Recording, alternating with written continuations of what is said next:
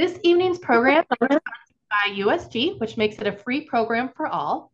USG sponsors not only the free programs, but also free admission to the Best Bauer Dunn Museum every first and third Thursday of the month. So we're really grateful that we have the access to make programs free and the museum free. I would like to encourage everyone not only to visit the Dunn Museum on our first and third Thursdays, but we are open Tuesdays, Thursdays, Saturdays, and Sundays. We are located in Libertyville, and the Dunn Museum features permanent exhibitions from Lake County history. And we cover a vast amount of history from prehistoric times all the way to present day. In addition to visiting the museum, we have resources that could be available for you if you're curious about your local history. We have virtual exhibitions, a YouTube channel, and for more information on what's coming up, you can visit our Plan Your Visit page. We are in between temporary exhibits right now, but our next exhibition will be focusing on the work the Forest Preserve does. So that brings us to our official start now of the program, the Lake County History Symposium. The goal of the symposium is to bring together those interested in actively researching the history of Lake County, Illinois.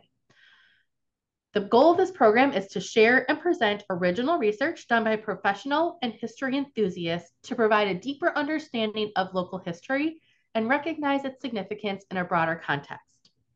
We hope you learn more about Lake County and find new opportunities to visit local historical sites and museums. There's just a vast wealth of knowledge here that people love to share, and there's so many hidden gems throughout the whole county. So we hope this really inspires you to learn more about your area and bring that information to other people. So I'm so excited that we're all here. Our first presentation of the evening is Samuel Insull in Lake County by John Maxson. John Maxson, a Lake County resident for most of the last 50 years, came to Illinois from the Washington, D.C. area to work as a science and math teacher at Stevenson High School in Lincolnshire. He moved on to a career at Commonwealth Edison. Following Edison, Maxson was president of the Illinois Coalition, the advocacy organization of Illinois' 3 national laboratories and 6 research universities, and then president of the Greater North Michigan Avenue Association, the organization of 800 retailers, hotels, restaurants, and other businesses in the region of Chicago's Magnificent Mile. So thank you, John, for being here tonight. And it's over to you. Thanks, John. Okay, good. I appreciate that introduction. I'm here to talk about Samuel Insull, who's an individual that not very many people know about, despite the very high profile that he had in the Chicago area and in fact nationally. Just talk about his personal life for maybe 5 or 10 minutes and then get into his contribution to Lake County. First of all, Samuel Insull is known as the Henry Ford of electricity. And if you know Henry Ford, he took a huge company, and by selling a lot of units, the Model T Ford from 1909 to 1927, 15 million to be exact, he was able to amortize the cost of this huge business over many units, and that reduced the cost of the car to only several $100s. Insull was able to do the same thing. His goal was to make electricity affordable by promoting it to as many customers as he could, selling millions and millions of kilowatt hours so that the amortization of the huge generating stations and transmission lines and distribution lines lowered the cost of electricity down to just, from 50 cents originally down to about 2 cents by the time he was out of the business. Personally, he was born in England in 1859. He was a very hardworking, focused young boy. People remember that about him. He became aware of Thomas Edison. Edison was his hero. He said, I want to work for Thomas Edison. He spent a little time working in an auction house, but finally got the ability to move into Thomas Edison's London office. And then he said, I want to work directly for Thomas Edison. So he started politicking within the office. He found out that an opening for Edison's private secretary came up, and he worked like crazy to get that. He interviewed for the job, politicked for it, and finally got the job through some luck and some perseverance. He came to the United States. He was only 21 years old at the time. Edison was 12 years older than him. It was kind of interesting that both men were surprised when they first met each other. Edison had not met Insull when he first got there. And you could imagine Thomas Edison looking at this guy and saying, oh my gosh, he looks naive. He looks too young. He's got too good a haircut. He's got that fancy little suit on. I don't know about him working for me. And Insull looked at Edison and said, this guy needs a haircut. He looks tired. And the suit he was wearing was all disheveled. And the two men looked at each other and were surprised, but without any training or anything, went to work immediately and were an instant match. You can think of Soul Brothers. That's exactly what this was. Thomas Edison, after just a few days, said that Insull is the only man I ever met who works as hard as I do. So Insull becomes Edison's personal secretary. Within 10 years, he's president of General Electric. He's so focused, such a hard worker that Edison promotes him up through the organization to make him really one of the premier CEOs of a company by the time he's about 30 years old. He's making $36,000, and in the 1880s, that was a lot of money. But GE changes its leadership, and some shareholders get involved, and it looks like Insull is not going to end up on top. So he starts looking around for another job and finds that the Chicago Edison Company in the United States, in Chicago, with 5,000 customers, was a very small utility that he could become president of. But he had a lot of faith in the Chicago area as a growing area and thought that he could make something of this. So he becomes president of Chicago Edison. He's 33 years old at the time. Now remember, Chicago at the time had a population of 1 million people, but there were only 5,000 of those people that had electricity. And they were the richest 5,000, because the model for electric utilities at that time was to have a generator in the basement and serve one building or 2 or 3 buildings.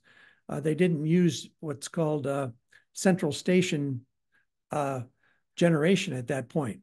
But having worked at General Electric, Insull was a big enthusiast for building huge plants using alternating current that could be transformed and sent hundreds of miles and then transformed back down to a useful voltage. Also, Insull takes a pay cut. I mentioned that he was making $36,000 a year at General Electric, and the president of Chicago Edison only made $12,000 a year. His radical new idea was to build large central stations and then sell as many kilowatt hours as he could to spread the capital costs out as much as possible. Also to improve technology the best he could, so that if something got slightly out of date, some people would say, oh, it's working fine. But Insull would say, no, we're throwing it out and we're getting the latest. And then he was a stickler for improving the efficiency of management. The Chicago Edison company flourished. The Commonwealth Electric Company flourished, which was another of Insull's companies that he bought, and I won't get into how he got it. They merged in 1907 to form Commonwealth Edison Company, which of course is now ComEd. During this period, he marries Gladys Wallace. She's a glamorous, well-respected entertainer, an actor. She's financially independent. And it's interesting that even though Insull was the head of a company, a small utility, she had probably as much money in the bank at that point as he did. She had a very strong personality. She was only about 20 and he was 15 years older. So it was a mismatch as far as age goes, but they were married for the rest of their lives. She was very small. She was only about 5 feet tall and weighed less than 100 pounds, which as an actor gave her the ability to portray children and early teen people with credibility, even though she was an experienced actress. She was a very elegant lady, and as I say, was highly placed in this society of Chicago at the time. Here's a picture of her in one of her outfits, one of her stage outfits. They had one son, Samuel Insull II, and he was to grow up and play an active role in the business as well. So Samuel Insull builds a utility empire by buying smaller utilities, also expanding into urban and rural regions, working hard on rural electrification, and then by encouraging commercial and industrial applications. And he saw to it that the whole process of electrification was accelerated. People went from using candles to using electric light bulbs, electric home appliances, electrical industrial processes, and that sort of thing. So the business grew very quickly. He will eventually control electric, gas, and interurban railroads in 35 states, making him one of the biggest businessmen in America. His net worth was estimated at $400 million. And you can imagine in today's money, that's about $2 billion. So he was an extremely wealthy man. And it turns out, as we'll see, he was extremely philanthropic. And after a while, with money in the bank, he was giving away more than he was earning on an annual basis. Here's a kind of a cute cartoon that appeared in the Chicago Tribune. And you can see Insull at the top there. He's pushing the buttons on all the companies that he controls. And the representatives of the companies he controls are all working as hard as he is, writing memos. And there's a woman there taking dictation. He's having lunch at his desk. And he maintained this 16-hour-a-day, 7 days a week routine, just as he had impressed Thomas Edison with. He grew into a middle-aged person and looked much more sophisticated and much more, I think, business-like than he did as a kid. He becomes enamored by Lake County and the rolling countryside, the small communities, and the people. And he goes and he purchases 160 acres on Milwaukee Avenue in Libertyville, south of town. Then he starts buying up additional farms. He lived in the farmhouse for 7 years and then built a mansion on that property, which we know today as the Cuneo Estate. The Insull residence was built by Benjamin Marshall of Marshall and Fox. He was the designer. Of course, those of you who are architecture fans know that Benjamin Marshall did a lot of work downtown, did a lot of work around the country, and was one of the premier architects at the time. And the facility is now known as the Loyola University Cuneo Mansion and Gardens. And it really is a spectacular place. It's right on Milwaukee Avenue, a couple of miles south of the center of Libertyville. And if you haven't been there, I would suggest you take a tour. They don't have tours open right now, but they do weddings, they do special events, and eventually they'll be reopened for tours. Here's some pictures that show what a great job Loyola has done of keeping it going and keeping it as beautiful as it was when Insull lived there. Insull, by the way, had a full-time residence at 1100 North Lakeshore Drive in Chicago. And his office, of course, was on the 18th floor of the Edison building at 72 West Adams. So this was really just his weekend retreat. He had a train station here, by the way, and he could make his own, he took his own train from Libertyville downtown when he needed to get between the places. The inside of the Cuneo Mansion, by the way, is just as elegant as the outside, and you can get a feel for it here. He opened a business office in Libertyville. You'll recognize this building as being on the corner of Milwaukee and Church Street. Look at that center pedestal with the cupola on top. You'll notice a plaque there. I'll zoom in on the plaque, and you'll see it says PS Company. And that stands for Public Service Company of Northern Illinois. At the time, Commonwealth Edison was broken up into two companies. Commonwealth Edison served the city, and another Insull company called Public Service Company of Northern Illinois served the suburbs. And this was their Libertyville office. He also controlled the North Shoreline Interurban Railroad. And the reason he had this was because railroads run during the day and people burn candles and electric light bulbs at night. So he's trying to balance out the load to maximize the number of kilowatt hours he could sell through his generating and distribution system. So owning a railroad is a perfect way to balance out a lighting load if you're an electric utility. The North Shore line went from the Loop up to Milwaukee, and this is a train in the Loop. This is one of the suburban trains on its way up to Milwaukee. And here's a map, and I'm sorry, it's a little bit fuzzy, but you notice two lines came out and paralleled each other, and then they converged at Waukegan and went on up to Milwaukee. The line on the left, for those of you who know of the area, goes up Route 41 and stopped at all the communities along there. The other one goes up Green Bay Road. You might say, well, wait a minute, those tracks, they parallel the Chicago Northwestern Railroad. Why would you have two railroads running parallel? The reason for that was at the time, the Chicago Northwestern was a conventional railroad that would go from Chicago to Waukegan and then Milwaukee and on up into Wisconsin, whereas the interurbans stopped at every community, just like Metra does today. This is a picture of the Libertyville station. It gives you a little feel for what it was like. This was at Park Avenue, which is another name for 176 in Libertyville, and Milwaukee Avenue. This is a more contemporary view, probably taken in the 1960s, of a North Shore Line train station. Service on the North Shore Line was available from 1916 until 1963 when Metra was created, and they started using an interurban type of concept on the Chicago Northwestern train tracks. And of course, the parallel tracks were taken up. If you go there now, all three of the North Shore Line right-of-ways are jogging tracks or bike routes. This one happens to be looking east from Mundelein with 176 on the left. You can see how the highway parallels the tracks.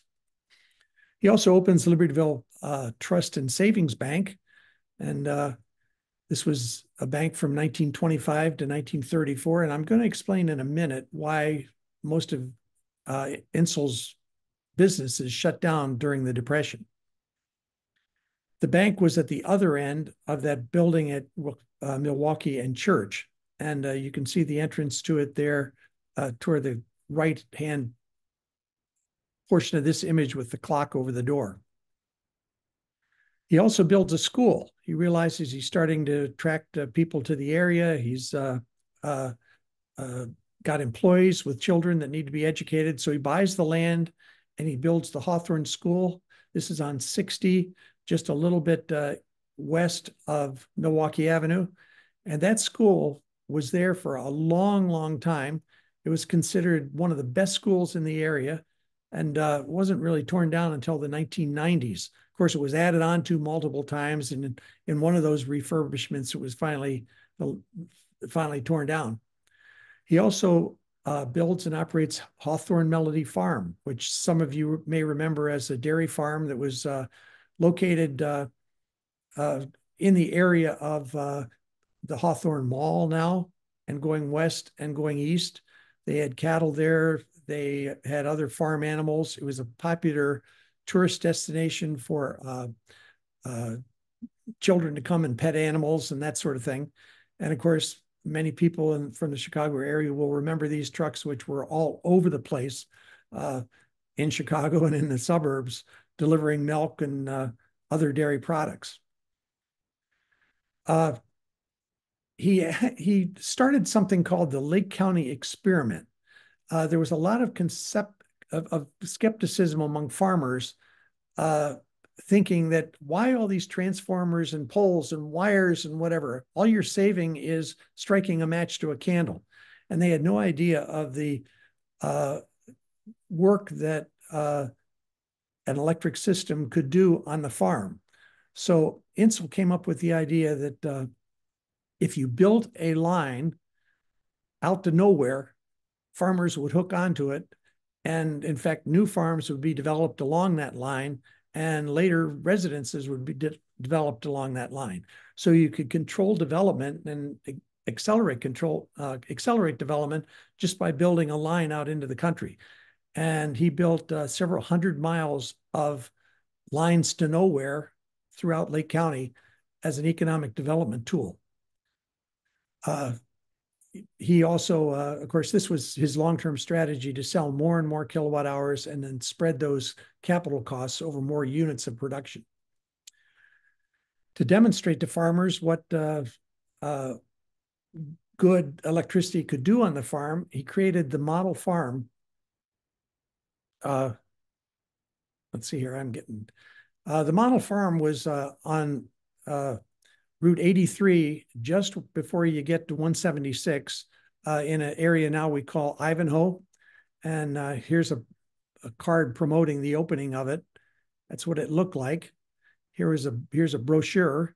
And this was a model farm that showed all the things that electricity could do. Farmers could come in and they could see pumps running the well. They'd see electric hen house heaters. They'd see electric grain grinders, all that sort of thing. And they say, gee, I thought it was going to be lighting a light bulb. No, it was actually going to do a lot of things that would make life on the farm much easier. And the women, this is the picture of the kitchen in the model farm.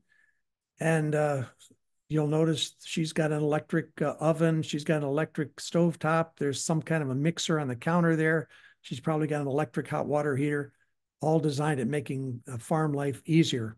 And of course, I would guess that to both the farmers and their wives, this would make electricity much more attractive than before they visited the model farm. Here's an interesting thing. This is the picture of the model farm, and notice the farmhouse to the left. If you go out there today, you'll see that the whole thing is torn down, but the house still remains. And there's a 50s, 60s subdivision built around the house. So there's what the house looks like today. And the 50s and 60s houses all have small little yards and whatever, but the farmhouse at the model farm really is a beautiful home and has been very well preserved by whoever owns it. And has a nice big yard, and it's really a great feature, great legacy of the model farm.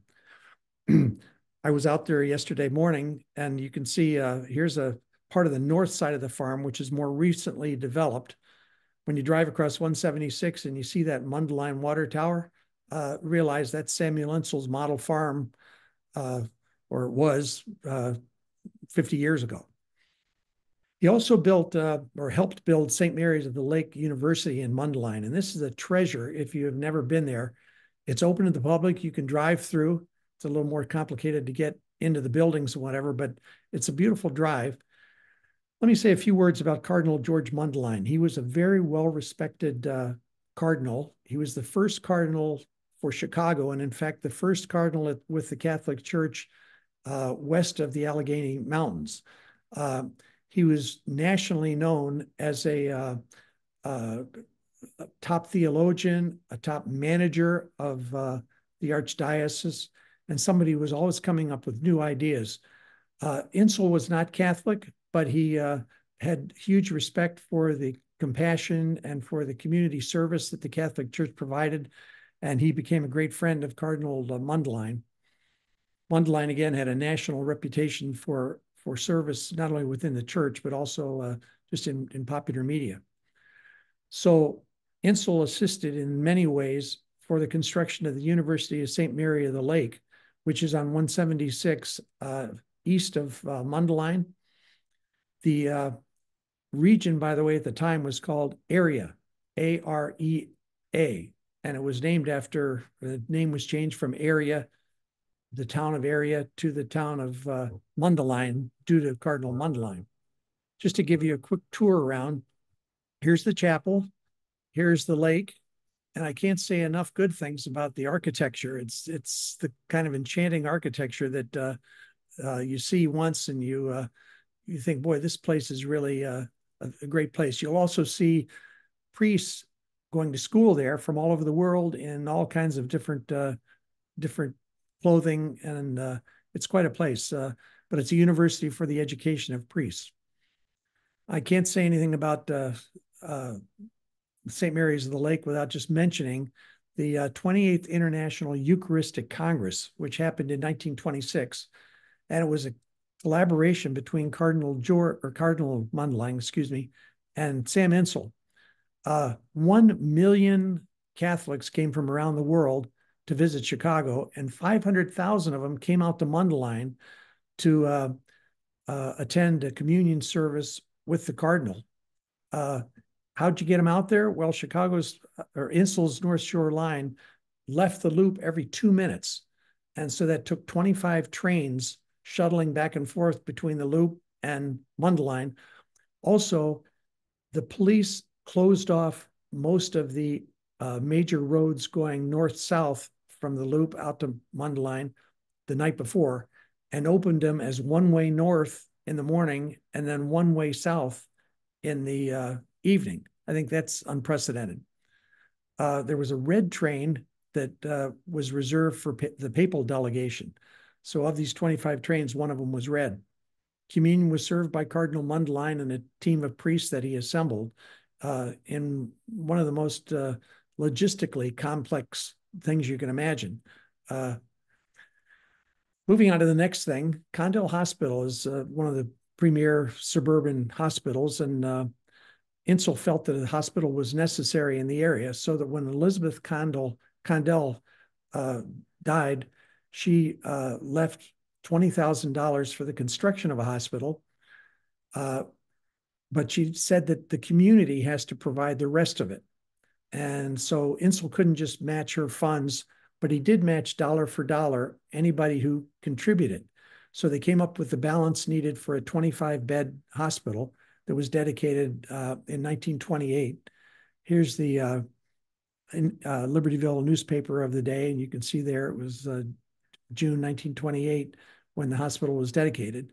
Of course, one thing led to another. The hospital's been added on to, and now, as I say, it's one of the premier healthcare facilities in the suburbs. He also had the Lake County Land Association, which was an organization that developed residential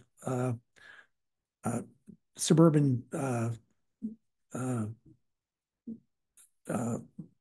homes in the Mundelein, Libertyville area. He developed, for example, Libertyville Highlands, or at least he started it before the Depression.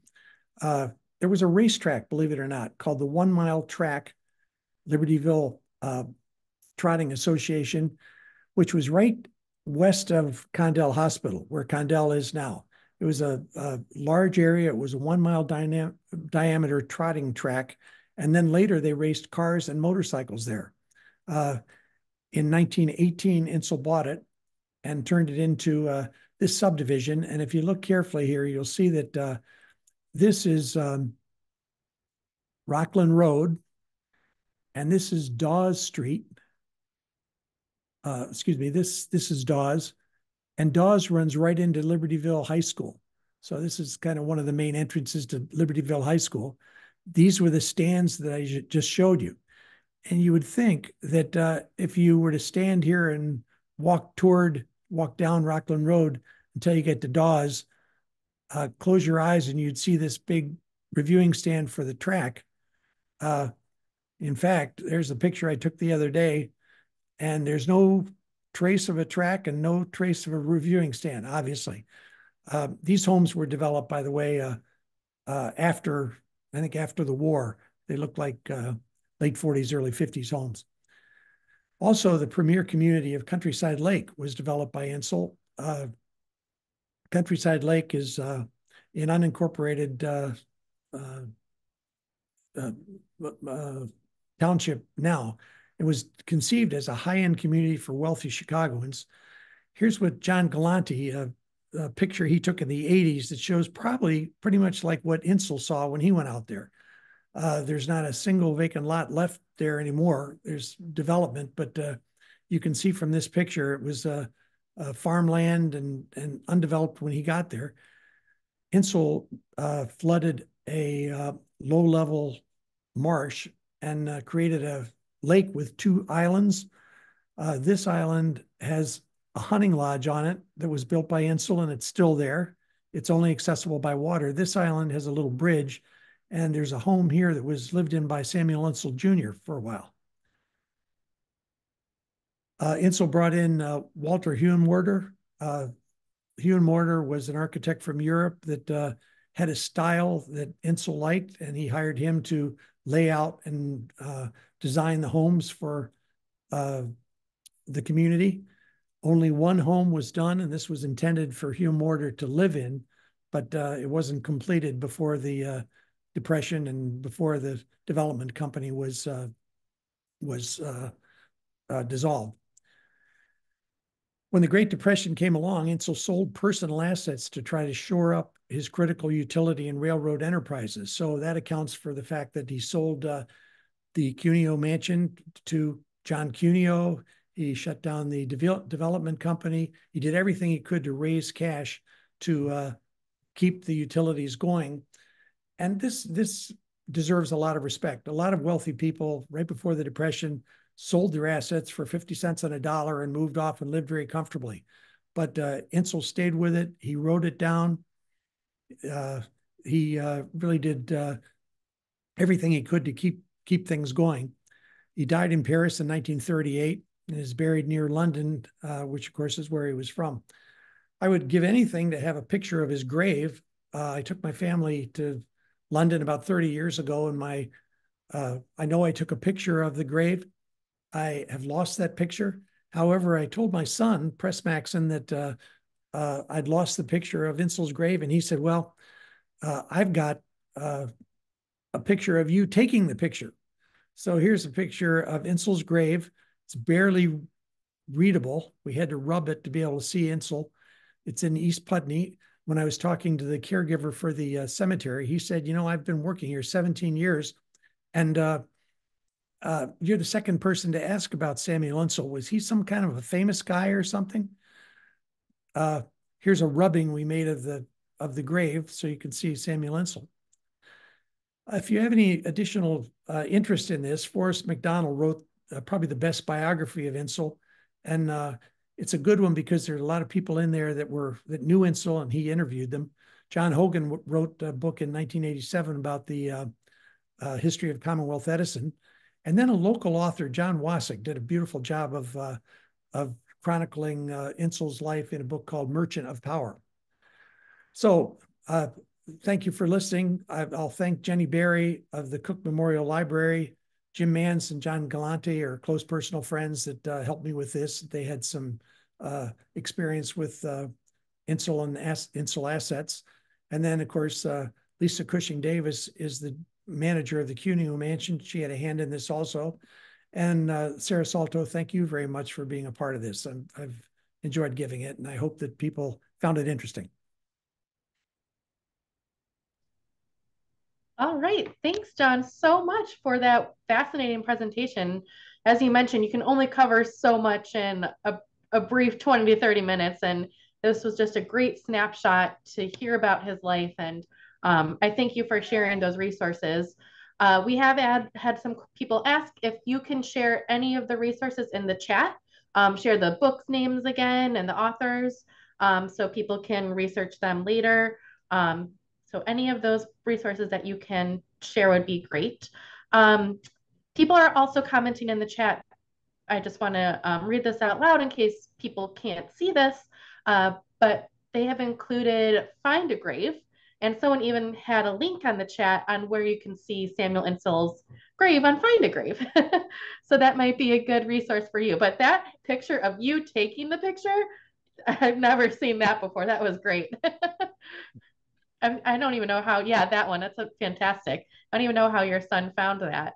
Well, that's a community outside of London, East Putney, and there are probably several thousand graves there. It's an old cemetery, and he's a forgotten soul for the most part. Yeah, and that actually brings us to some questions. I'll start with one question, and then we have some coming in the chat too. But why? I actually have a lot of questions. I'm trying to think about which one I want to distinct, but based on your last comment, why do you think he's not as remembered today? Every now and then at the museum too, we get little comments here and there, but a lot of it we just don't know much about him. There's a whole bunch of new facts that I learned tonight. So why do you think that he's not as remembered? Well, a couple of reasons. The first one is he never named anything after himself. He was an opera fan, and he built the Lyric Opera downtown, uh, and he built it so it's an office building so that the office rent pays for the opera. But he didn't call it the Insull Opera House. He never named anything after himself. So I think that's one reason people are not aware of it. Also, very few of his institutions, most of those that I just mentioned, in fact, lasted past the Depression. So we don't think of the Libertyville Trust Bank as being an Insull bank because it doesn't exist anymore. I think those are two reasons why he is pretty much lost to history. Yeah, those are great answers. Okay, so a couple that have come in. We'll probably have time for two questions now, but if I don't get to your questions now, we'll ask more of John later on in the program.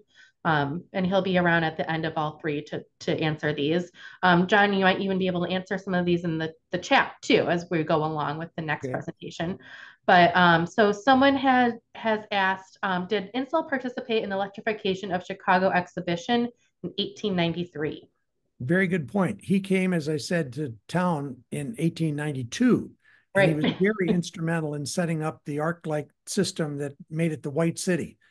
And that was his baptism by fire, if you want to say that. As soon as he got to town, he started working on the World's Fair of 1893. And a lot of the equipment that was used at the fair was purchased by Chicago Edison for use in generating power for the city later after the fair closed.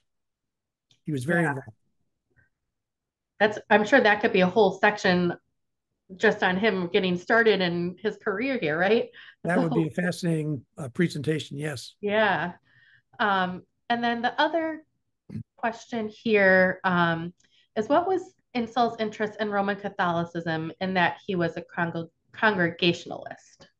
Yeah, that's an interesting sort of mystery. His parents were missionaries, and so he had an awareness of religion, but his father wanted him to be a missionary, and he didn't want to do it. So he didn't want to be a missionary, but I think he appreciated the Catholic Church as a very compassionate church that went way beyond what was required to help not only Catholics, members of the church, but help the communities where churches were. They worked food banks. They worked on behalf of homeless people. They certainly worked on behalf of the sick and the elderly. And he was a philanthropist at heart and really appreciated the Catholics over and above any Protestant denomination. Yeah, great point on, again, tying this into the theme of the presentation tonight.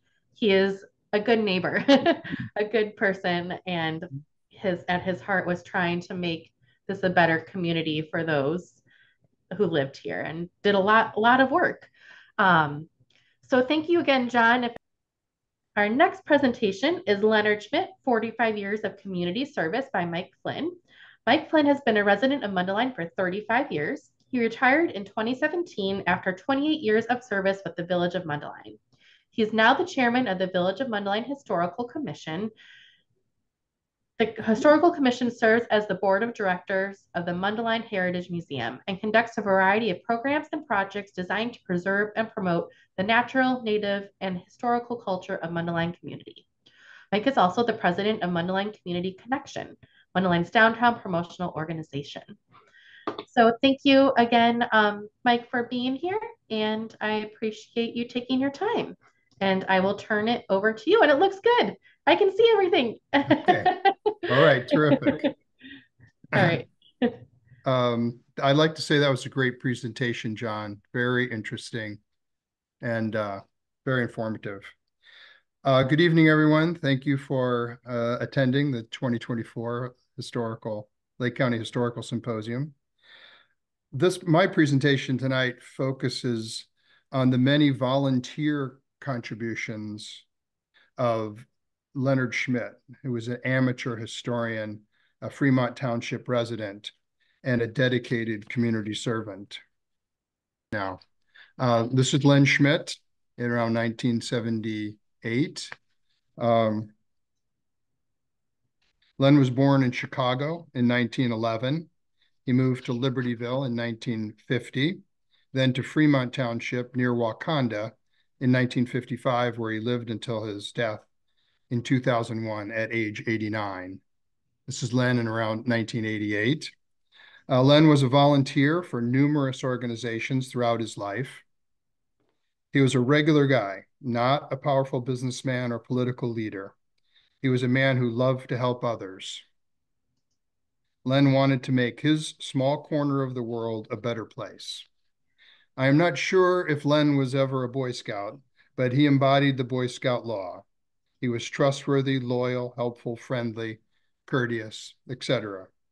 He served his church and the community of Central Lake County for over 50 years, and he left a legacy few average guys could equal. Upon his death, Bill Schroeder, the publisher of Lakeland newspaper, wrote, "Leonard Schmitt was a person who found the time to perform an amazing amount of community service. A restless nature drove him to make every minute of every waking moment count." Len's story is centered in Fremont Township, specifically the area that was once known as Fort Hill Country. Fort Hill Country included all of Fremont Township and parts of Avon, Grant, and Wakanda Townships. The area takes its name from an actual place was named Fort Hill. This is a map of Lake County, and you can see Fort Hill in yellow there, kind of in the center west part of the county. It's actually located on the northwest corner of Peterson and Allegheny Roads, across from what is now the giant Medline warehouse. Fort Hill was a prominent farming center in the first century of Lake County. The central landmarks of Fort Hill Country are the Fort Hill Cemetery, established in 1844, the Fort Hill School District, which is, this is a map of the school district, and then the lower red portion is where the second school was built. There's also, for a while, there was a Fort Hill voting precinct. I think it was established in 1842. There was Fort Hill Road, which the old school was on. That's now part of Fairfield Road. And there was Fort Hill Post Office from 1838 to 1904. Today, not much remains of the Fort Hill area. The cemetery, of course, is still there on Route 120, just east of Fairfield Road. And there is a forest preserve walking path between Ray Lake and Lakewood Forest Preserves that's named the Fort Hill Trail in memory of Fort Hill Country. And the old 1916 schoolhouse in that red portion of the map there still stands, but it's a private residence. There's little else to remind us of Fort Hill Country. But Len's story is about preserving local history for future generations. He aimed high, set big goals, and pursued his beliefs with passion. He gave his heart and soul to Fremont Township for many decades and left an inspiring legacy. This is a picture from 1973 of Fort Hill. It hasn't changed much since then. Len was a salesman by profession. I like to call him a serial volunteer. By nature, he was a joiner. He told the Independent Register newspaper in 1978, "Whenever I was asked to join something, I could never say no. I have enthusiasm for these things. It's like an old farmer. If he takes something out of the field and doesn't put something back into it, the field becomes empty, and it's the same with community." Len's involvement in the community is remarkable. He started the Carpenter Bulletin at St. Joseph's Parish in Libertyville shortly after joining the parish in 1950. He was an active member of the Mundelein and Libertyville Knights of Columbus for many years. He was president of the Lake County AARP. He was a 4-H leader for 20 years and a founding member of the Historical Society of the Fort Hill Country that was organized in 1956. He was its president from 1981 till his death in 2001. From 1959 until 1989, Len was president of the Fremont Library Board. The meeting room in the current library is named after Len. And a gold gavel plaque hangs in the boardroom memorializing his 30 years as the president. Len was remembered by a board colleague after he passed as a fiscally responsible president, very much the old-time gentleman, extremely polite, and a person who dedicated a lot of time and energy to serving the library and the community.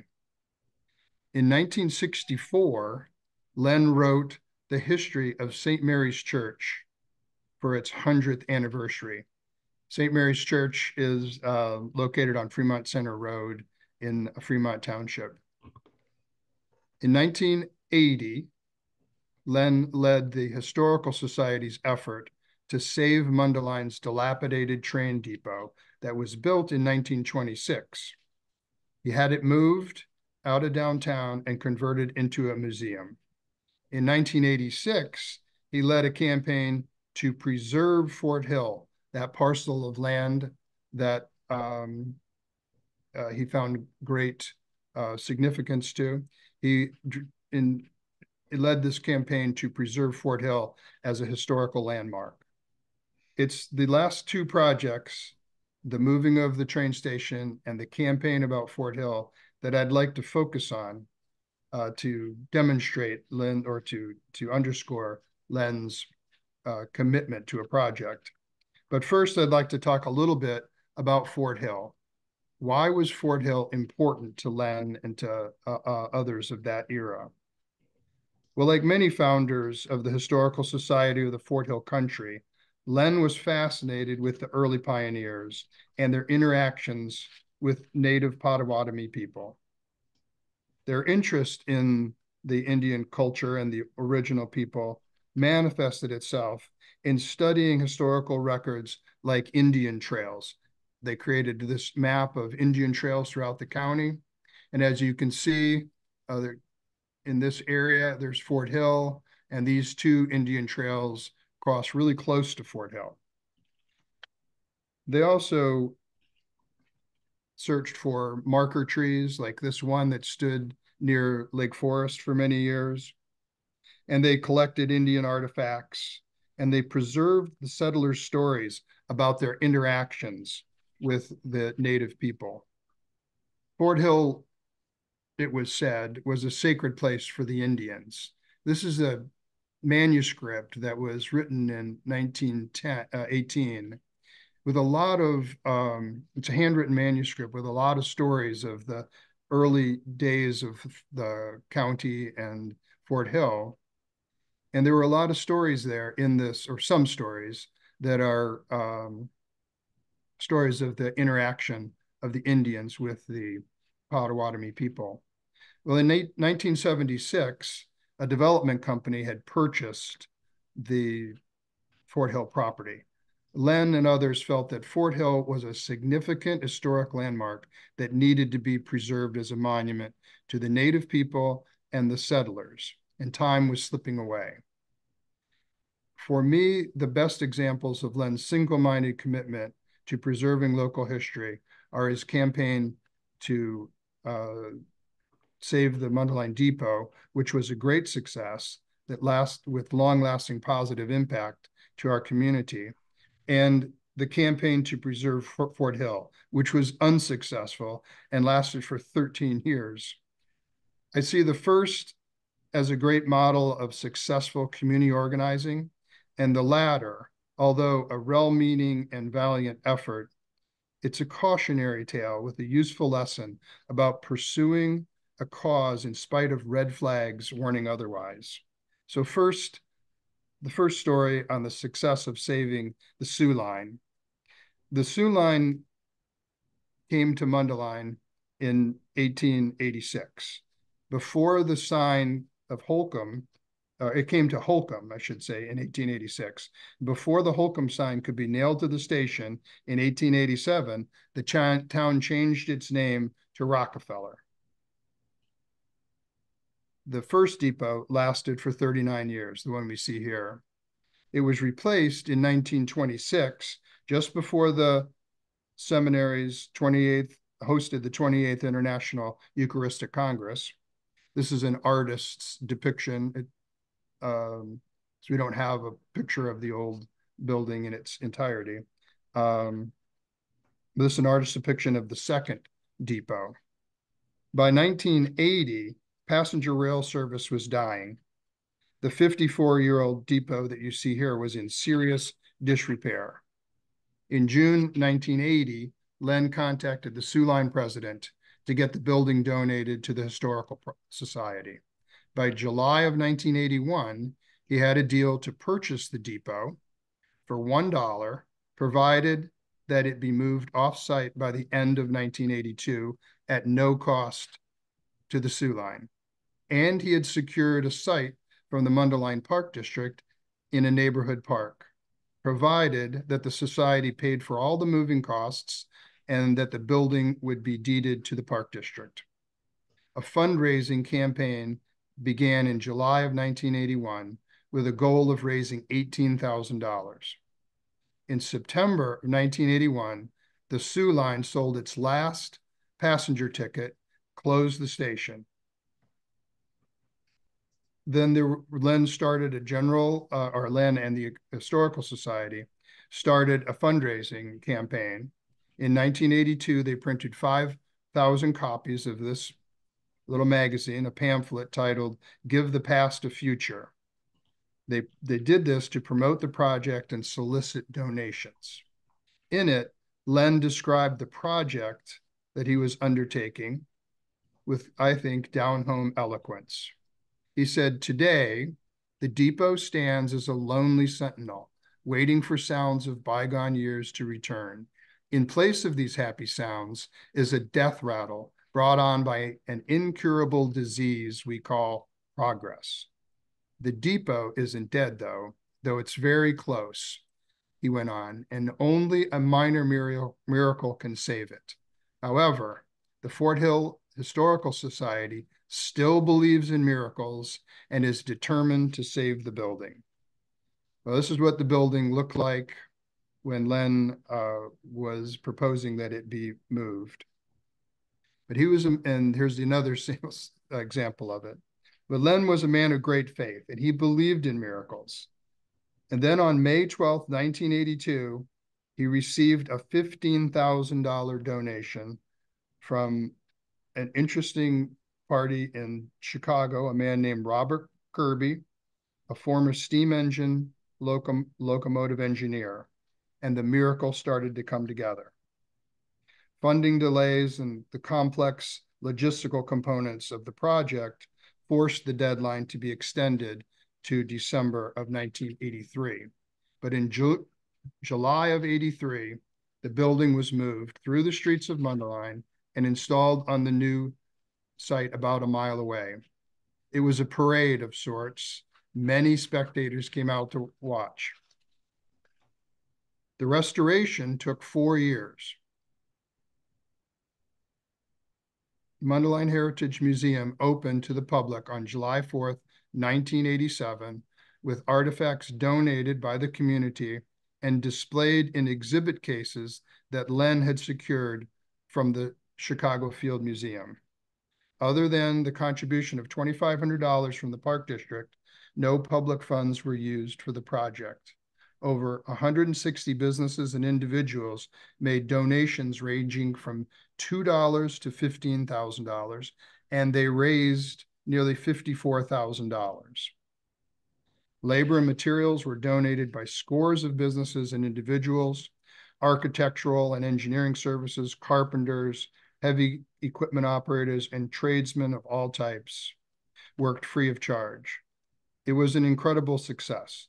The museum has been an asset for our community for 35 years and still going strong.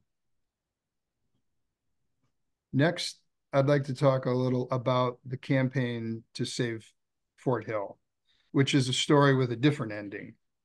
As I've alluded, for Len, the epicenter of Fremont Township was Fort Hill.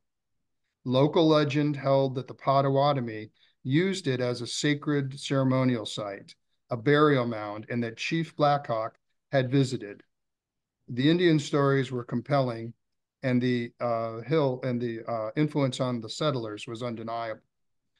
This is how Fort Hill looks today, pretty much like it did in 1836, when Thomas Paine, Joseph Wood, and Joel Johnson ascended the hill. And their first impression was recorded in a Chicago newspaper called Gem of the Prairie in 1844. They said, while seeking a location in the Western country upon which to spend the remainder of my years, I was by chance led upon the track in question. I immediately saw the numerous advantages which it possessed over the surrounding country, having about an equal quantity of prairie and timber, and both of the best quality. I resolved to settle myself here and go no further. It's unknown why the Fort Hill name was chosen. It was never a fort, never a garrison. Even though native artifacts were found on the site, it gave credence to the legend.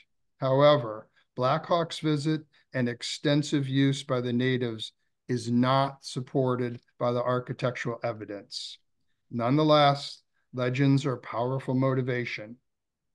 In 1986, the Historical Society of the Fort Hill Country began an assessment of the significance of Fort Hill and embarked on an odyssey that would last for another decade. They started with the Illinois Archaeological Survey. They got a report from Douglas Cullen of the Illinois Architectural Survey in October of 1986, which concluded that it was unlikely that the site was important to local native cultures. But he recommended that an intensive archaeological field survey be conducted. Coincidentally, a couple of years later, in 1988, the Lake County Forest Preserve began public hearings to guide its newly created land preservation program. And for Len, the game was afoot. He wrote to the Forest Preserve in September of '88 and suggested that they purchase Fort Hill to protect it as a site of great historical significance. In a presentation to the Land Acquisition Committee, Len referred to the Gem of the Prairie article we cited a minute ago, and an 1852 publication called Historical and Statistical Sketches of Lake County, citing the Fort Hill Post Office, and the Fort Hill Cemetery as an important historical feature of the area.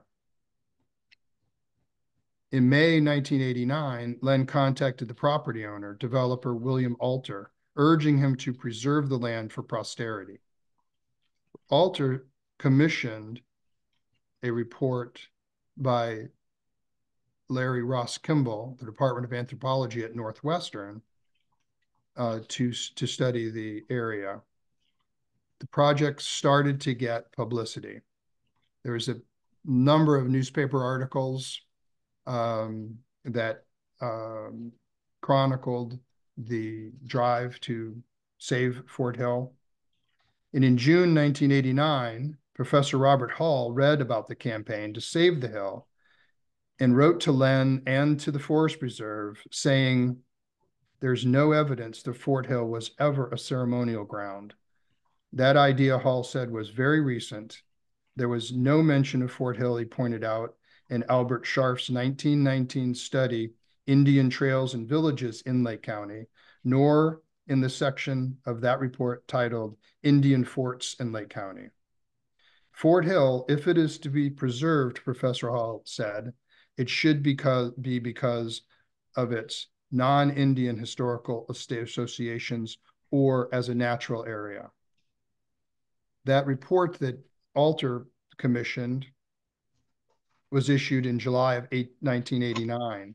It had studied 5 sites of interest on the property However, the sites it concluded were used, there were Indian artifacts found on the site. However, it concluded that the sites were used for very short-term encampments, such as a hunting camp or other special activity. The sites are of little scientific value.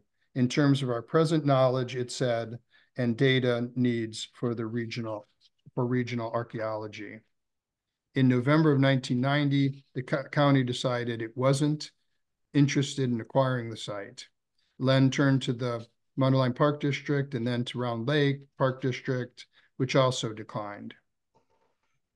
Then in 1990, he tried a different tact and went to the Historic Preservation Agency and received this letter from their chief archaeologist. Our state files, it says, show few prehistoric or early historic sites in the specific area of Fort Hill. Such a situation is not unusual. In general, the lack of recorded sites is due to the failure to look rather than their absence. So this gave Len some hope, and he continued his campaign to have Fort Hill preserved. In September of 1993, he made another appeal to Lake County Forest Reserve and was again rebuffed. In May of 96, he went to the Illinois State Historical Society to install a historical marker near the site. His campaign finally ended in 1999. And although he wasn't successful, the state suggested that when the property is developed, a marker commemorating Fort Hill would be appropriate. And Len continued his efforts to preserve and promote local history until his death in 2001. I conclude this by saying that the saving the depot was a monumental effort. That achievement alone, I think, makes Len worthy of being recognized today. And even though his odyssey to save Fort Hill was only supported by written testimonials of the pioneers, and the romance of folk mythology trumped the conclusions of archaeological fieldwork, they're valuable lessons. It is difficult to give up on a belief even when faced with the facts. And it's necessary to remain objective and occasionally re-examine our assumptions. Nonetheless, I like to think that Len's persistence about Fort Hill was also driven by the truth that Fort Hill truly is a historic landmark for Lake County because of what it meant to the pioneers. It was a symbol of the native culture that lived in the area for centuries, as well as a symbol of the pioneers and the dreams of the immigrants that built the new culture here.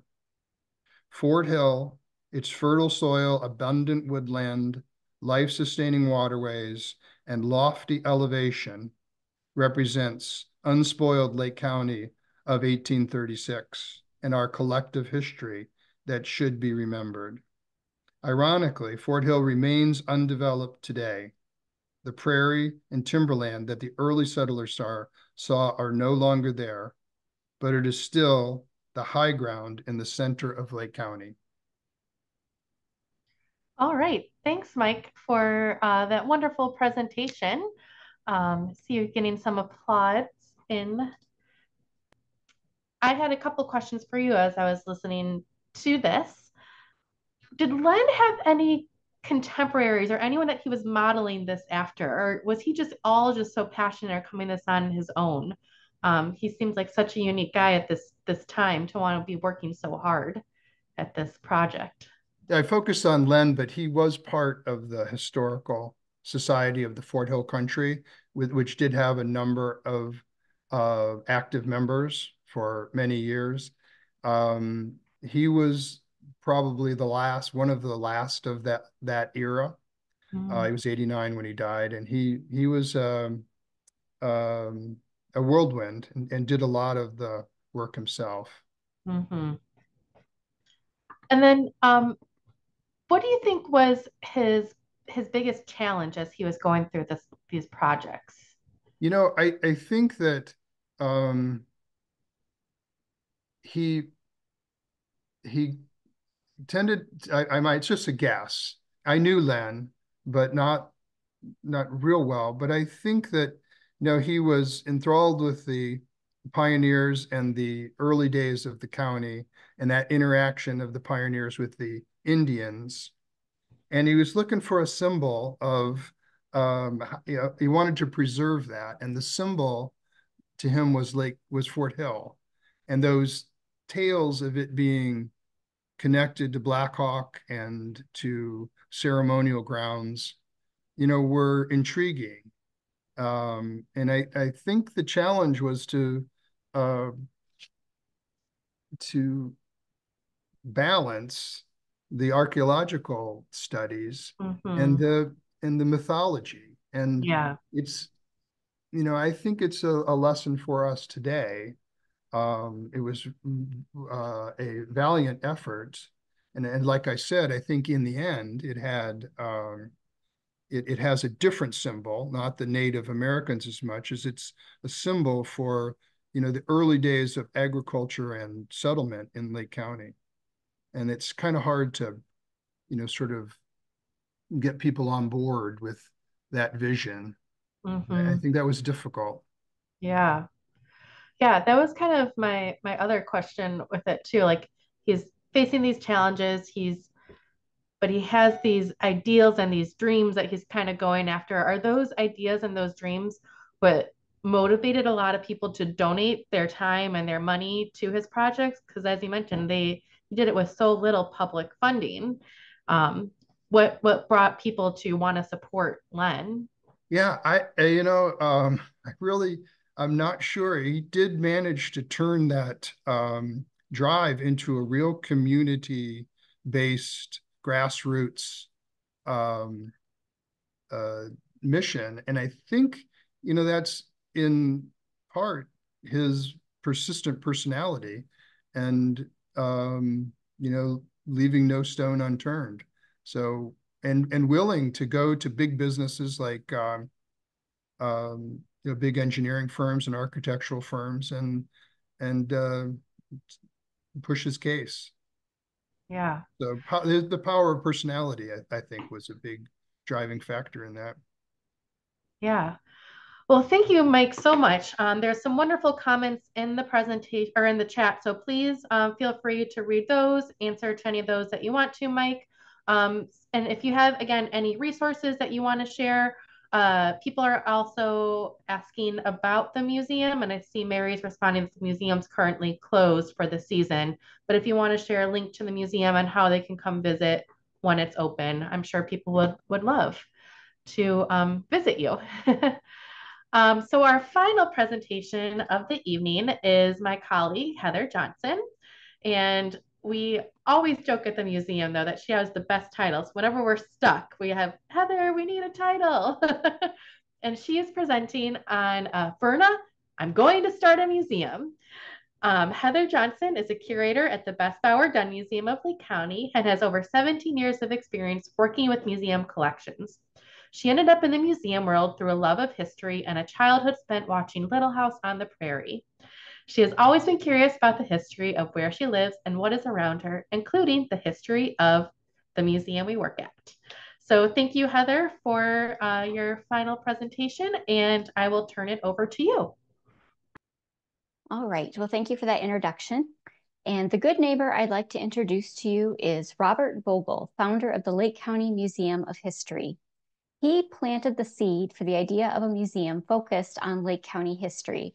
And I find it pretty interesting that he felt so strongly that there should be a museum that he just started one on his own in 1957.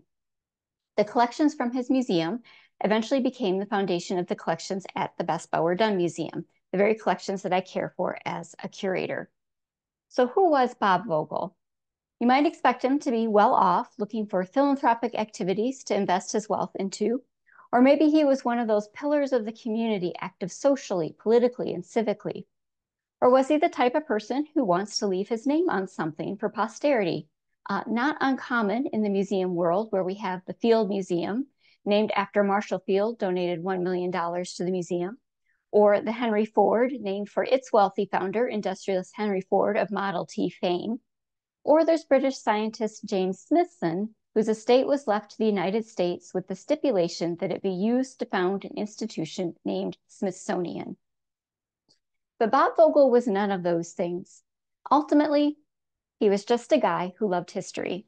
And here he is on the left in this photo in his uniform as a Civil War reenactor. And this wasn't just a side hobby that he just kind of did when he thought no one was looking. Here he is in uniform meeting with then Mayor of Waukegan, Robert Sabanjan. And here he is in uniform still meeting entertainer Jack Benny. Vogel was also the official Lake County historian, the second official Lake County historian. After Bess Bauer Dunn, he was appointed in 1960. Vogel was a Lake County native. Born in 1925 in Waukegan, he grew up in Zion and graduated from Waukegan High School. He was a World War II veteran, having served in the 15th Air Force as a tail gunner in the Army Air Corps out of Italy. He received the Air Medal with 1 oak leaf cluster and the European Theater of Operations ribbon with 6 bronze stars. And this here pictured is his flight jacket, which is now in the museum collections. He was also a professional musician. Music was his other great passion next to history. He played tenor sax and attended the Midwest Conservatory of Music, Columbia College, and the Metropolitan Conservatory of Music. In 1964, he was honored with a lifetime membership in the Waukegan Local of the American Federation of Musicians. At the time, only 2 others had received this honor, Otto Graham Sr. and Jack Benny. In 1949, he married Verna Hill and created a family with her 2 children, Tom and Judy Hill. This is their wedding picture on the left, and on the right is them pictured with their home in Sunset Acres in Libertyville. They lived a modest life. Vogel was working for the Waukegan News-Sun newspaper as the assistant classified advertising manager by day and as an orchestra director by night. Then, at the age of 31, he had a heart attack that put him in the hospital. The incident caused him to reassess, and I think it's best described in his own words. I've been collecting objects and information pertaining to Lake County history since I was 6 years old. I realized that many of these objects were irreplaceable and could possibly be lost forever. So while I was at home recuperating from the heart attack, I called my wife into the room and told her I wanted to do something worthwhile before I died. She read my mind and immediately said, "You want to start the Lake County Museum." Hence the title of this presentation, Verna, I Want to Start a Museum. Vogel's vision all along was that any museum he founded would one day be a public museum owned and operated by the people of Lake County. You'll notice that he named it not after himself, but the Lake County Museum of History. He felt that the history of the county was of value to everyone. And with all the changes and development occurring at the time, that history was in danger of being forgotten. His plan was to launch the endeavor and let it gain some momentum. Its value would become apparent to everyone, and it would organically shift to county ownership. At least that was the dream. So he and Verna went all in to get the museum started.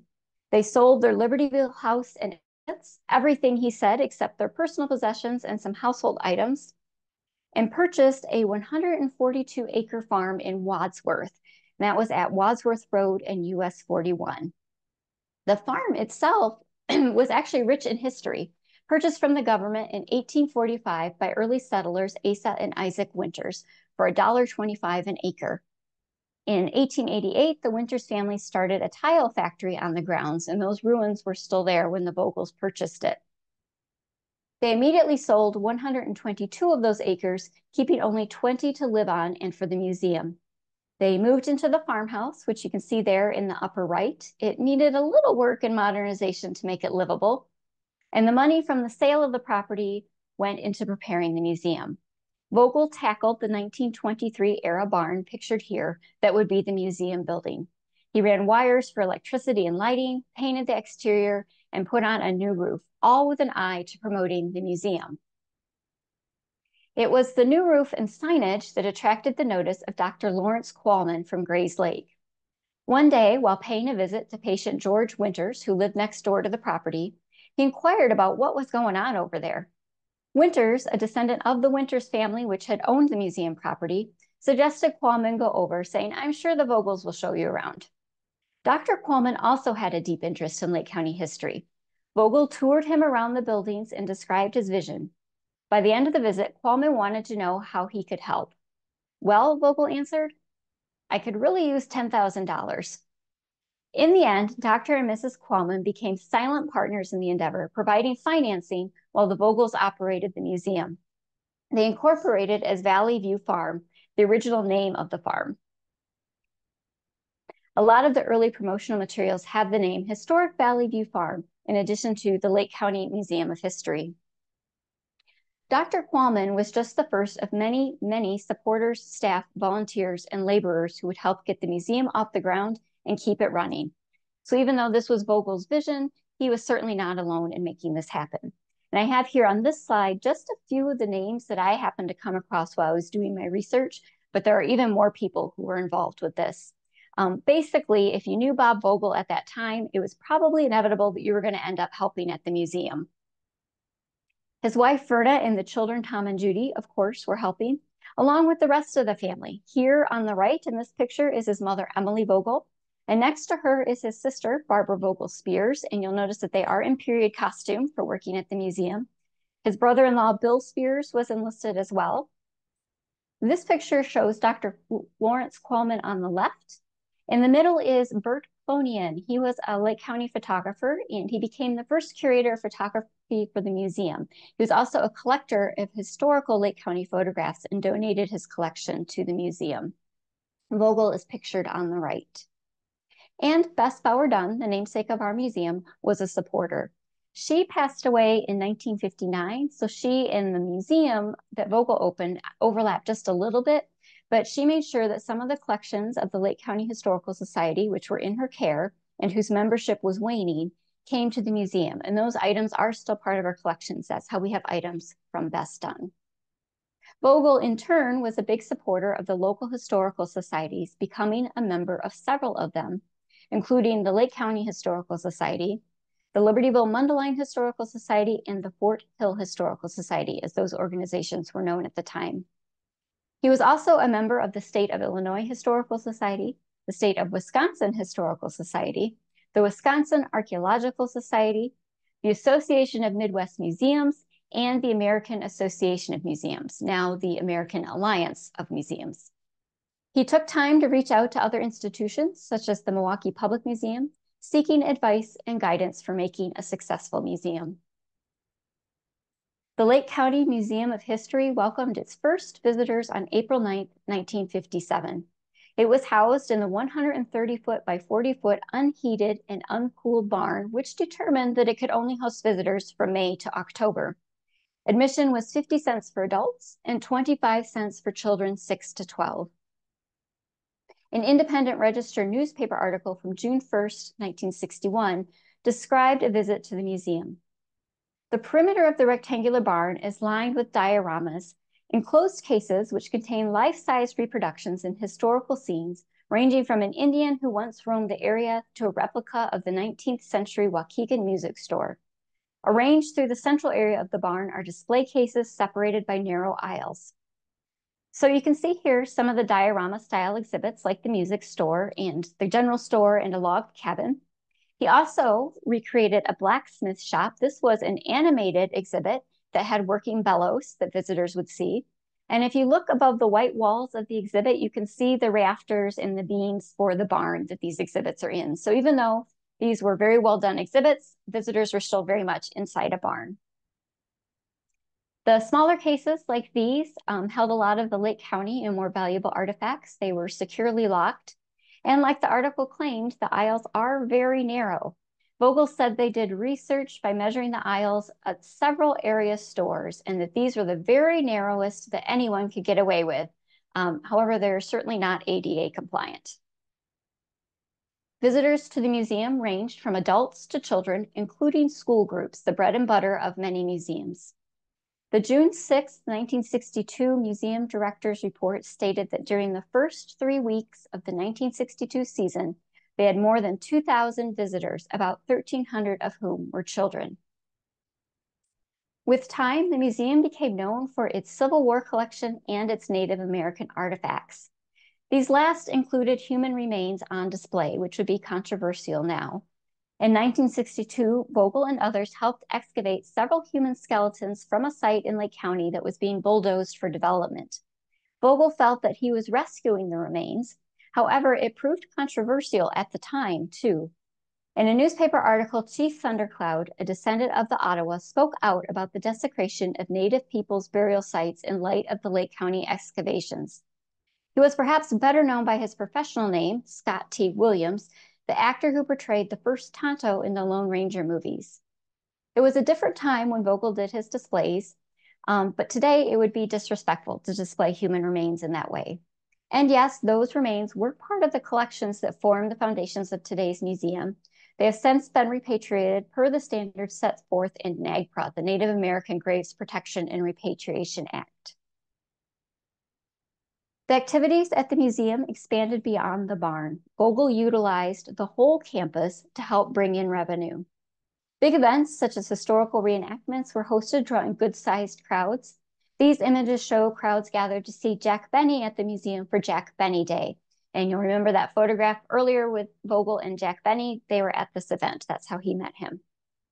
Outbuildings on the site were repurposed, but cleverly disguised to look historical, such as this bank building, which is housing the restrooms for the site.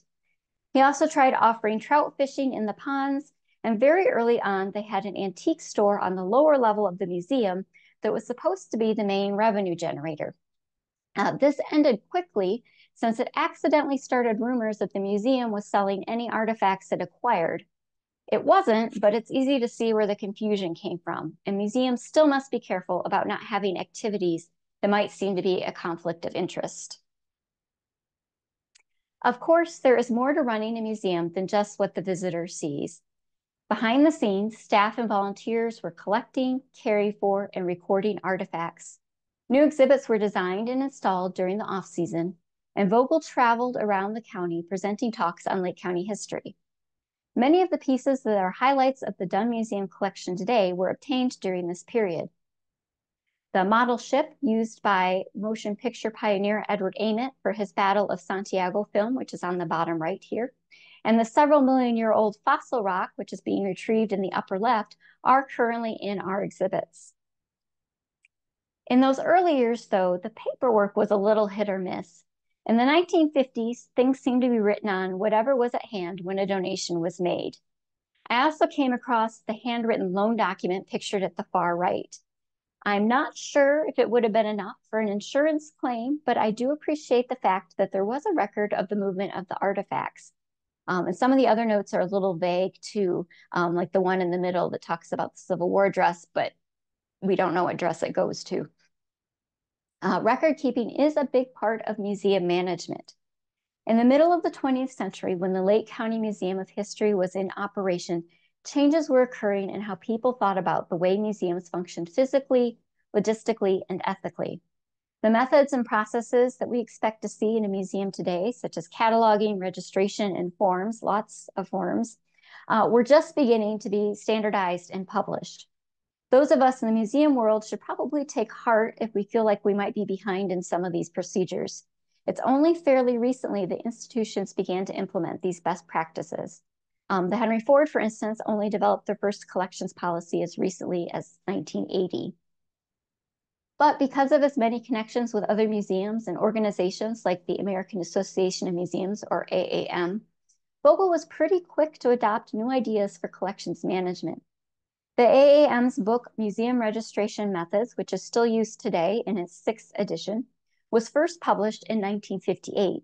And I think Vogel must have gotten his hands on an early copy not long after that. By the early 1960s, they had formalized the museum's paperwork like the example you see here. This served as what's known as a deed of gift when a donor makes a donation to a museum. So it includes the name of the donor and some information about the donation.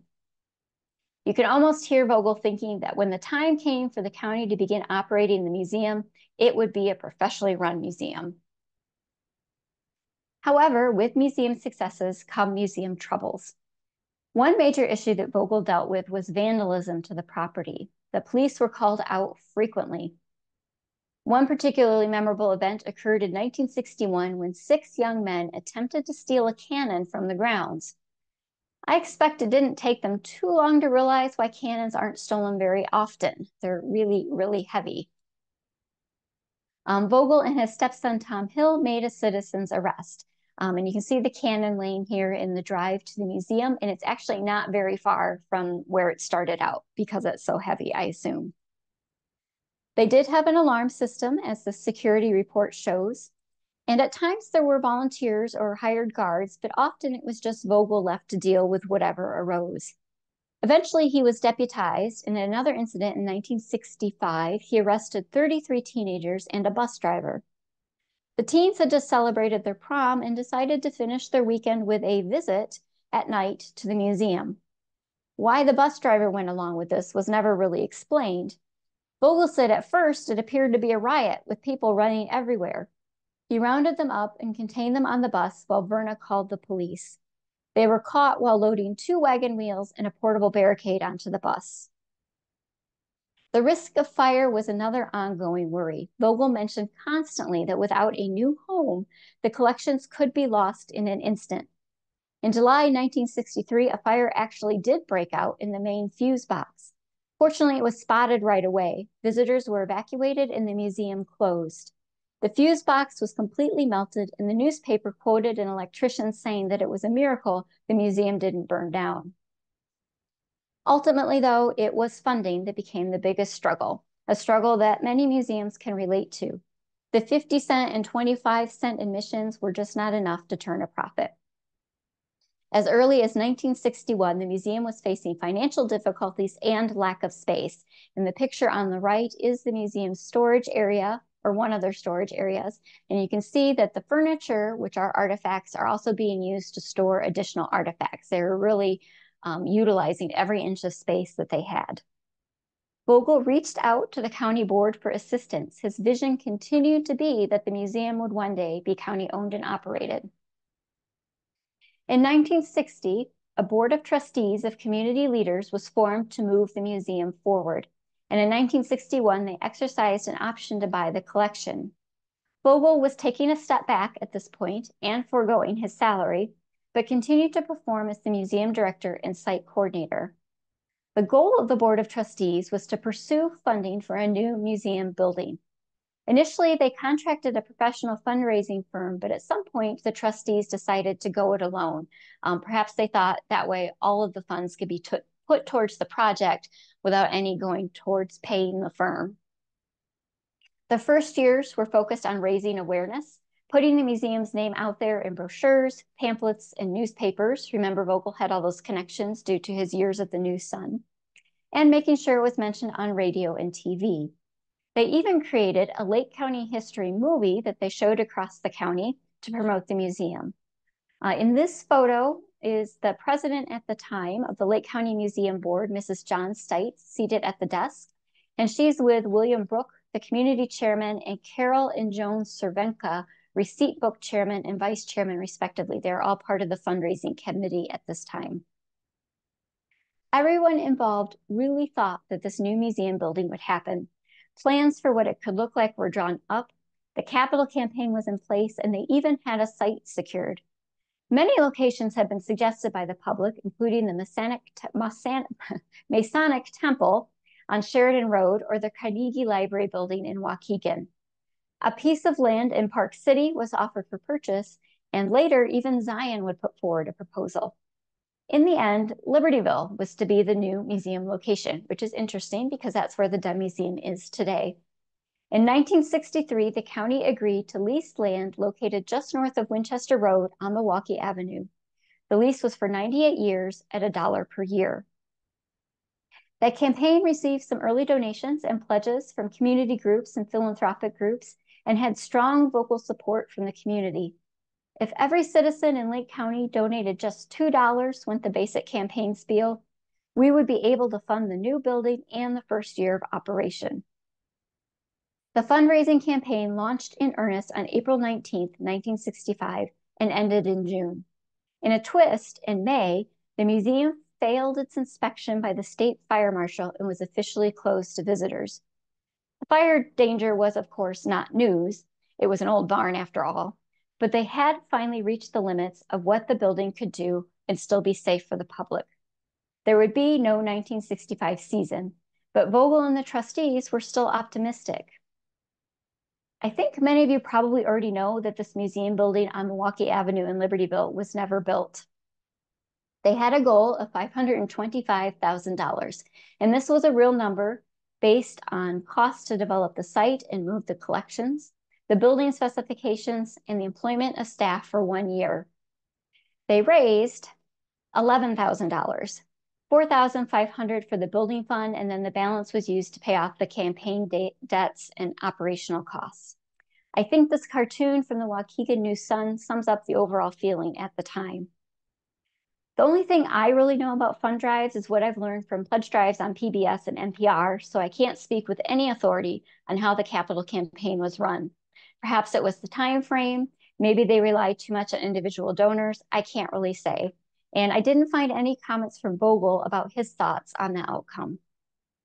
But this was the end of the road for the Lake County Museum of History. 1964 had been its last year. The Board of Trustees returned the collections to Vogel. They still pledged their support, but with no foreseeable way forward and no funds, they didn't think they should maintain their option to buy the collections. The Lake County Board of Supervisors was the last hope for there to be a county-owned and run museum. On October 12, 1965, 2 votes were held by the board, and the order of these votes is important. The first created a Lake County Historical Museum. It passed 26-11. The second vote was 24-12 in favor of purchasing from Valley View Farm, Inc., the contents of the Wadsworth Museum, Vogel's collection, for $154,000 to be paid out over 10 years. All this time, since 1957, Vogel had been caretaker, director, security guard, PR specialist, and educator for the museum. One newspaper article referred to him as equal parts curator and crusader. The museum was born from his heartfelt desire for Lake County history to be available to everyone. However, it wasn't doing the health of his physical heart any good. This was supposed to be his slow down and reduce your stress levels job. But he and Verna had been going full tilt for 8 years. It was time now to let go and truly step back for his own sake as well as Verna's. And this newspaper picture is Vogel in the middle, signing over the contents of his museum that he built up over all those years to the county. Bob Vogel and Verna lived in Mundelein for a time before retiring to McGregor, Iowa, a place that they had visited often. I don't know a lot about what activities they were involved in while they were there, but I can say that Vogel didn't start another museum. Verna passed away in 1986, and he passed away at the age of 79 in 2005. And just in case it seems like he just turned his back and walked away, never sparing another thought for his great museum project, here's an image of his grave marker in Iowa with the inscription, Founder, Lake County, Illinois Museum. Clearly to the end, Bob Vogel viewed the Lake County Museum of History as the something worthwhile he accomplished with his life. All right. Thank you, Heather, so much for the presentation. Again, just so fascinating and interesting parallels between Len and Vogel, and seeing what worked for one didn't really always work for the other, and vice versa. I'm trying to think of questions that aren't so nitty gritty since I work at the Dunn Museum now too, that I'll ask you at another time. But a question that I do have is, did Robert Vogel go into this thinking he was going to make money?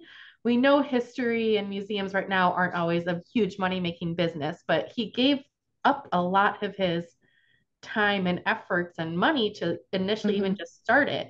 So was that a goal of his, or what was his thought? He wasn't trying to make a profit for his own pockets, but he really thought it would make enough to run itself.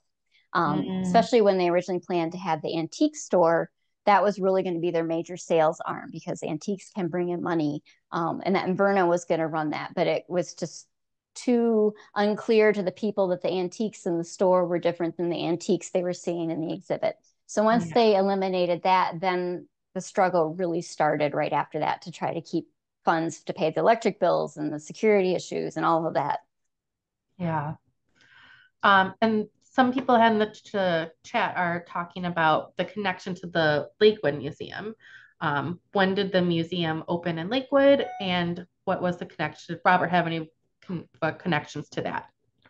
He wasn't involved at that point when it went to Lakewood, but the way the county voted is important. So they didn't take Robert Vogel's museum, they just bought its contents and voted to start their own museum and put those contents in it. So even though his museum is related to ours, it's not a direct descendant of that.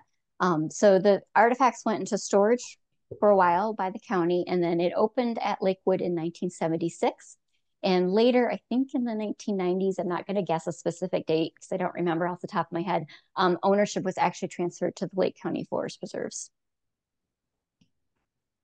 I'm sure you can ask Heather additional questions about the connection to Lakewood and stuff too, if you want to know more about how we got from Lakewood and even to Libertyville, where we're at nowadays. That's a whole nother story.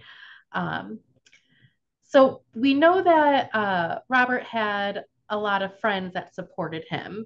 Were all these friends as involved in history, or was he just grabbing like, oh, my electrician or my plumber, he can help me too? You know, who were some of the people who were involved with helping him run the museum? It was a good mix. I think there were a lot of people involved that were very passionate about history and very passionate about what they were doing.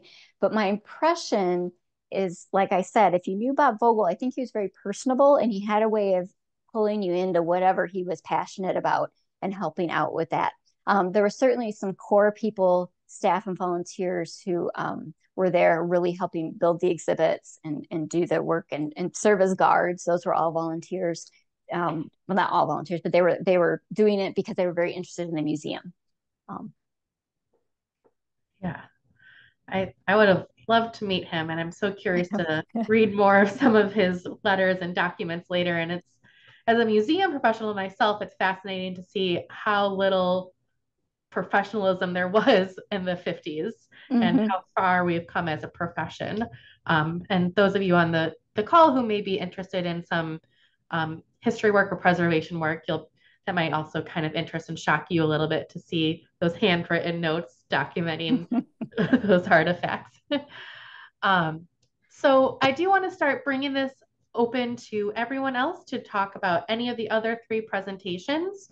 We'll kind of open up our questions, our discussions, and I'll just start throwing this out here with my first question. Is we tonight heard three individual stories.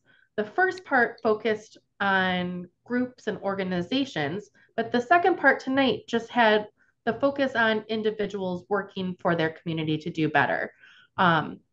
What were some of the parallels that you guys kind of heard in these stories tonight? Because it was interesting to go from one to the next and see how these individuals really motivated those around them. And one thing that I noticed was that they all were charismatic. They all had the passion to keep them going. Was there anything else that you guys noticed from parallels or differences between these individuals? I noticed, especially John Maxson pointed out too, that Insull didn't put his name on anything. Vogel didn't, and neither did Len. I mean, they were all very passionate about what they were doing, but they were also sort of humble in a way about what they were doing. It was for the community, not for themselves. Yeah, that makes them the good neighbor, right? That they're doing it for the community. No. Heather said it good. All right. I'm still seeing if there's any other comments in the question or comments and questions in the chat.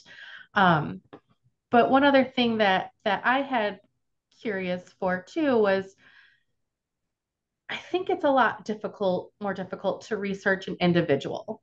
When you have an individual, sometimes it's harder to find those personal documents, and you don't always know their private life, right? You can find articles about them, but a lot of their private life is hidden. So how was the research aspect for you guys? Was it difficult? Was it hard? Where did you find some of your research from? I think in terms of Samuel Insull, there's been so much written about him, and there's so many side stories that the real challenge here is to getting it down to 20 or 25 minutes and containing it to the point where it stays interesting for a general public audience. And also you have people who are intensely interested in the, the banking, the financing, and that sort of part of it. And then you have people who have never heard about Samuel Insull before. And so coming up with a general kind of least common denominator level of information is critical. I think I would say the same thing about the other two speakers too.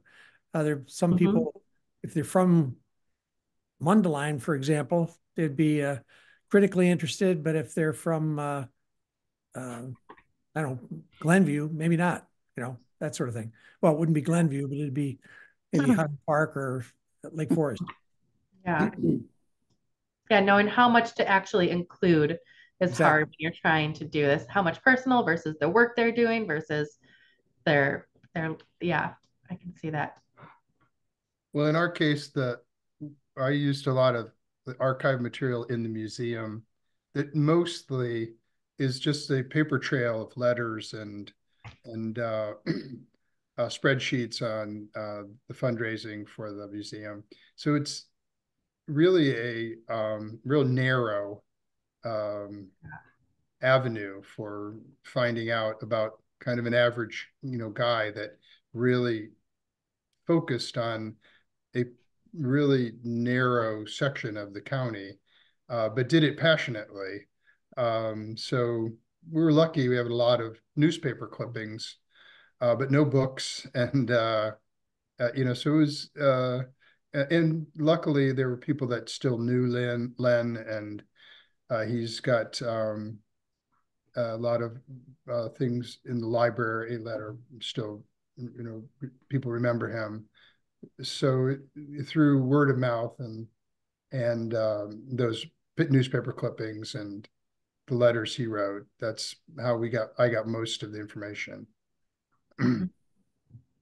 All right, we have 2 hands raised. So Holly, I'll call on you first, and then Jane, I'll call on you second, okay? Thank you, Sarah and John and the rest of our speakers. That was a wonderful presentation. I have a personal Samuel Insull story for you. In 1982, I grew up in Niles, Illinois, by the way. In 1982, my late mother and I went to visit the Cook Museum in Libertyville, and we were standing in a room with a volunteer guide, and there's a picture of a portrait of Samuel Insull over the fireplace. Yes, my mother was 68 at the time, and I was 28 in 1982. She looked very fondly at Samuel Insull's picture, and she told the guide, I remember Samuel Insull. She didn't know him personally, but the guide told my mother and I that there were senior citizens in 1982 in Libertyville that hate Samuel Insull, and she meant the real definition of the word hate. My mother and I didn't know what this was all about, but when we left, we were going to our car. My mother said to me, Holly, if we are in another museum, do not mention Samuel Insull. My mother figured after the Libertyville incident, God knows what's going to happen in the other suburbs. I did as I was told, and I responded back to my mother, yeah, why start World War III? If the suburbs don't know about Samuel Insull, the employees who work at the suburbs, the museum volunteers are too young to remember Samuel Insull. My idea was, let it go. You don't need to know about this Libertyville incident, whatever it was. So my mother died in 1999 at the age of 85. There's nobody alive who would remember Samuel Insull, and I can now tell this story without being ambushed. No, well, I think you have to appreciate that Mr. Insull was an extremely intense person, extremely focused person. And when he bought the 1 mile track in Libertyville, he probably irritated every harness racing enthusiast in the place. He was a guy that went out after what he sought and usually got it. So no, I think it's understandable that a person that has his level of achievement is going to make some enemies along the way. All right, Jane. Okay, I enjoyed everyone's contribution and presentations. You all did a fantastic job, in my opinion. And I also personally know Dr. and Mrs. Qualman's daughter-in-law. She lives in Antioch, and we're personal friends. I'm going to advise her of this will be on YouTube tomorrow, and I'm sure she'd love to see it. Good. Yep, they were important players, even though they were in the background. Yeah, I just want to say thank you again to Kathy, who will be posting it, the video on YouTube. And we shared the link in the chat a few times, and we'll share it again at the end, just to make sure you all are aware of the recording.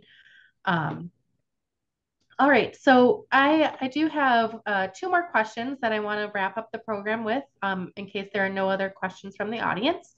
But one that I wanted to ask, because we've been talking about individuals and these historical figures today, how do you think these individuals would react to the contemporary communities that they were a part of?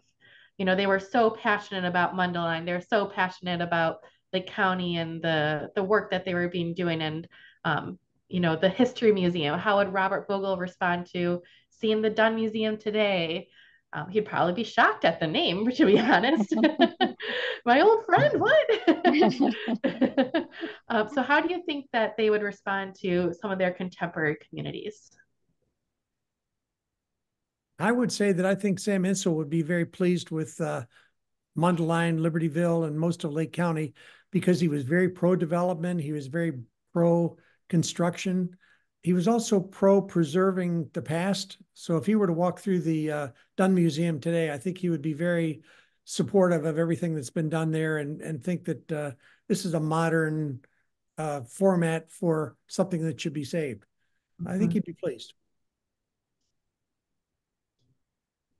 Oh, I think Len would be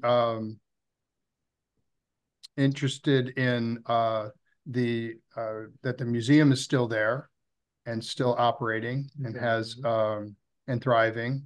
And I think he'd be very happy to see that Fort Hill is not developed yet. And he'd probably want to write another letter. But never giving up his dreams. Yeah. So that's yeah. Yeah, that's great. Heather? Yeah, I think Bogle would. Well, we actually, Diane Andreski actually reached out to him in the 1990s, so he knew that the museum had continued on, and that was always his goal, was to have a museum dedicated to Lake County history, and a place where people, especially students, could come and learn about Lake County history and history as a whole. And I think we've continued to do that over the years. I think he'd be excited that his collections are still preserved and cared for, because he went to a lot of work to collect those pieces of Lake County history before they disappeared. So ultimately his vision did come to fruition. Yeah, that's incredible. All these people, their visions and their passions and the work that they wanted to accomplish is still around today. And that doesn't happen very often when an individual works hard. And I think it's because, again, they did it for the community. They're doing it for the better good, not for themselves. Mm-hmm. So my last question, just because I want to bring up the goal and the purpose of having these symposiums and having these conversations and making sure that we are sharing our local history. But based on our conversations and your presentations tonight, why do you think the local history matters? And why should we continue sharing and researching these individuals, these stories that we presented tonight? I know it's a big question. Well, in Len's case, it's about volunteerism and doing something for your community that you give of yourself for.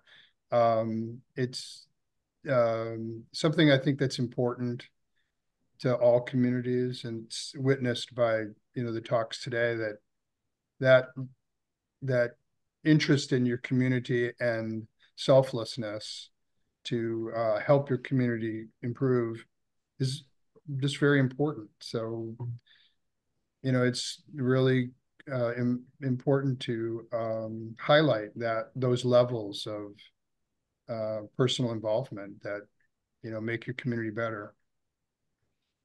Yeah, I'd say the reason